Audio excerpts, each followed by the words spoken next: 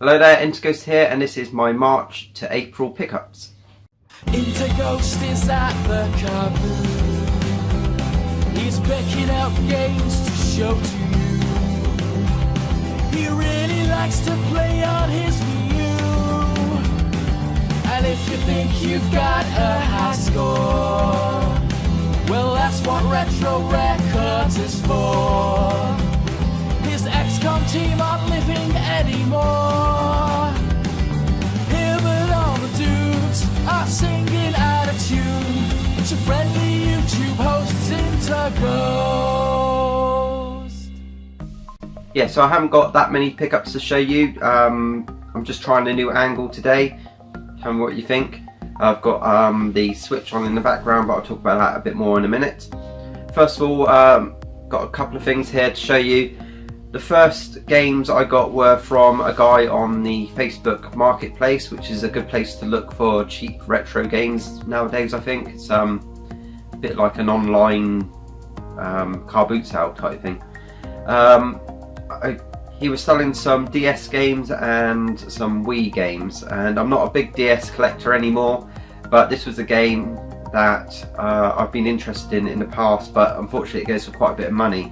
But this guy was selling it cheap, so I thought I'd pick it up. And it's Phoenix Wright Ace Attorney Justice for All. And this is basically a game where you play as a lawyer, and you have different cases in court. You have to try and defend people. And yeah, it works quite well. I think there's 4 cases on there. I've solved the first one. And yeah, quite interesting. So you get evidence and you have to put your objections in and that sort of thing. And yeah, so that was a good little find. And the other 2 were games I've had in the past, and I'm thinking if you've seen my A to Z Super Nintendo series, my next A to Z is going to be on probably the Wii. So I picked up a couple of Wii titles to go towards that. Nothing rare, but we've got Lara Croft's Tomb Raider Anniversary, and also Sonic and the Secret Rings, which was one of the first Wii games I got back in the day, and it's not too bad. Everyone knows what Lara Croft is, and the Anniversary is a good remake of the original. And Sonic Rings, although not as good as the old Sonic games, is still worth a play.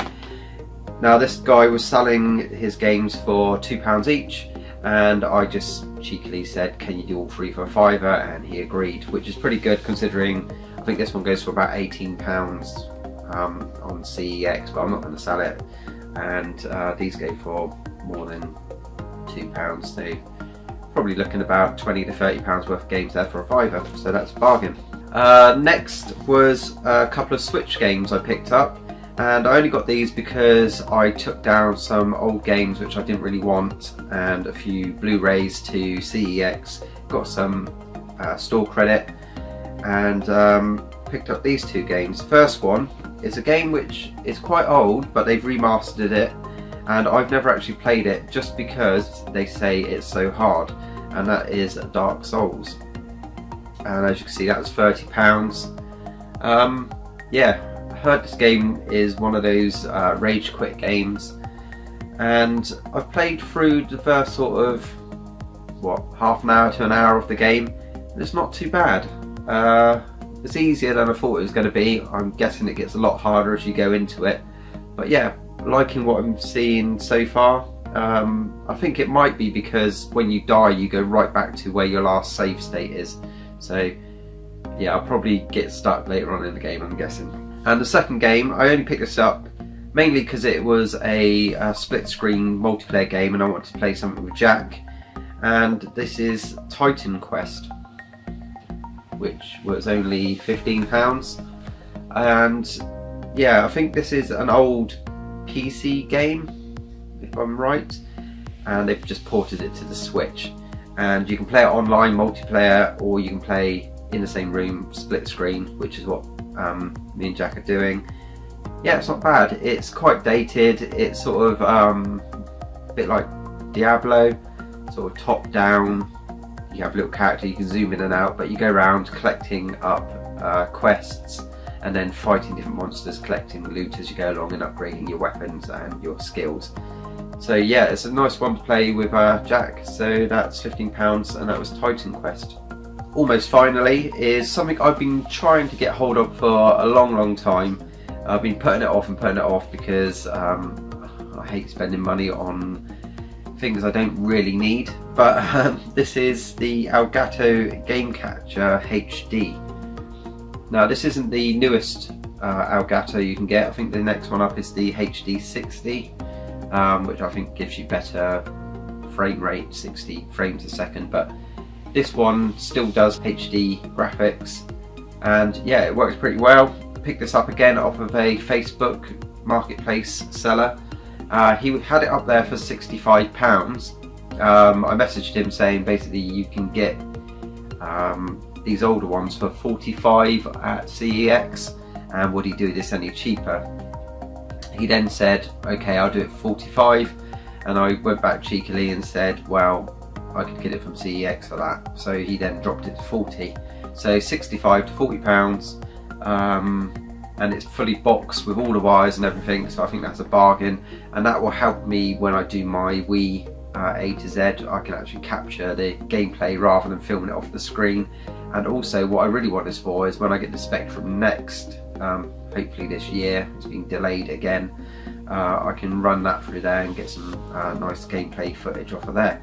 That's all the pickups. Now finally, I signed up to Switch Online. Now again, the only reason I did this was because Jack and I were trying to find some multiplayer games to play, and I thought, well, you get a bunch of NES titles when you sign up to Switch Online, and a lot of them are multiplayer, two-player games. So as you can see, we've got Kid Icarus, Kirby, Star Tropics, I'm trying to read this backwards, Zelda 2, Mario, what's that say, Metroid, Kirby. Yeah, so you've got loads of different games on here.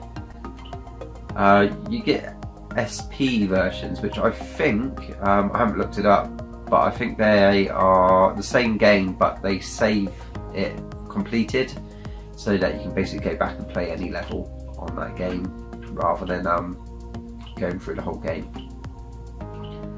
And so yeah, there's quite a few on there. A lot of the classic ones. I think it's a really good idea for Nintendo to do this. It's basically a NES Mini, isn't it? But they're updating the games every month. So if you're into that sort of thing, it's probably worth getting. Do I think it's worth the money?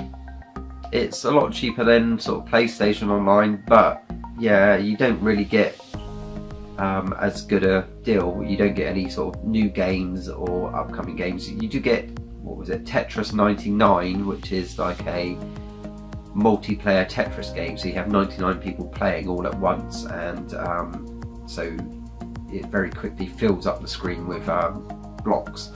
But apart from that, all you get are the NES Classic games. So if you've already got these games, probably isn't worth getting, but yeah, hopefully they will add some other games rather than just NES games. There is rumour that they're going to do Super Nintendo games, GameCube games. We'll see if that happens, but hopefully that would be good, and I think that would be a lot more value for money. Yeah, worth a little play with Jack on the two-player games. That's all I've picked up this month. If you like the video, do thumb it up, do subscribe. Subscriptions are sort of, I've been talking to my mate Shocks, they've frozen now, so you get subscribers, you lose subscribers, but the total seems to stay around the same number, which is a bit odd. But yeah, if you want to subscribe, that'd be great. Leave a comment. I always love your comments. I will reply to every comment that you leave, and I will see you in the next video. Cheers.